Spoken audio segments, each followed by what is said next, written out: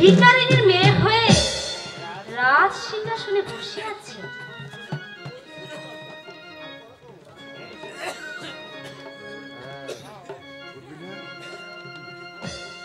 এ যে আমি কিছুতেই সহ্য করতে পারছি না। যতই দেখছি ততই যে আমার বুকের ভিতরে জ্বালা পোড়া টক টক টক টক করে চলছে।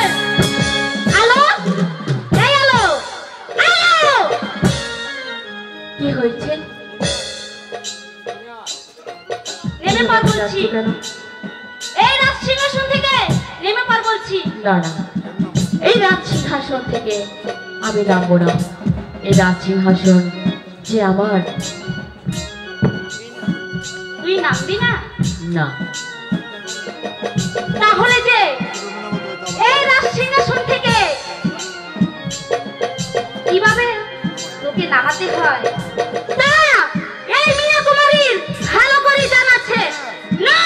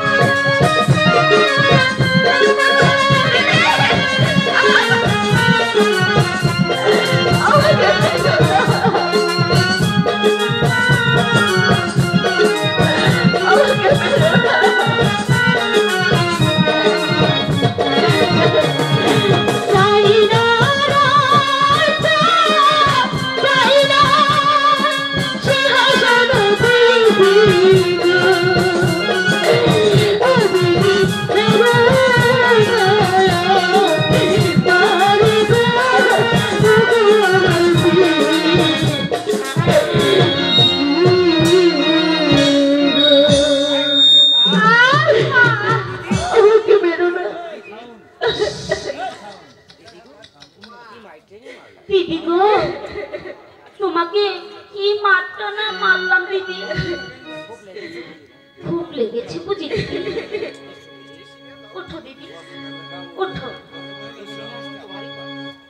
ইস, কি মারটাই না মিললাম।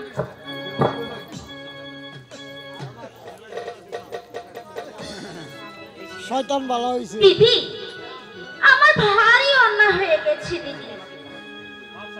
এই সিংহাসন তো তোমারই প্রাপ্ত দিদি, তাই এখানে তোমাকেই মানাই দিদি। এসো দিদি, এখানে তুমি বসো। আমার আমাকে মারবে না তো?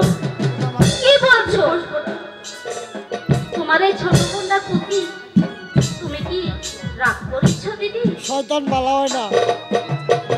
দিদি, তুমি বসো এখানে, দেখি তোমাকে কেমন লাগে।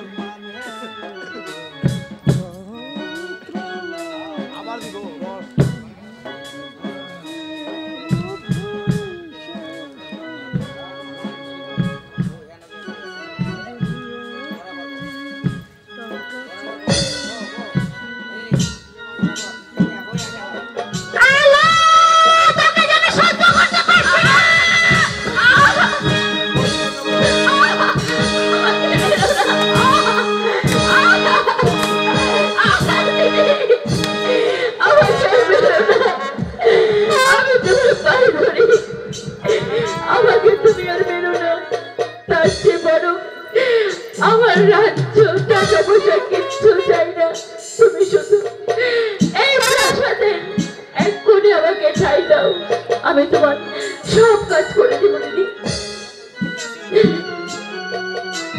ঠিক আছে, শোন, আগে দেখি তুই আমার রাশির কাজটা করে দিতে পারিস কিনা। আয়, এদিকে আয়। ঠিক আছে, তোকে না মেরে তাড়ি দিও না। আমার সারা শরীরটা ব্যথায় ভরে গেছে। বস এখানে। ঠিক আছে, আমি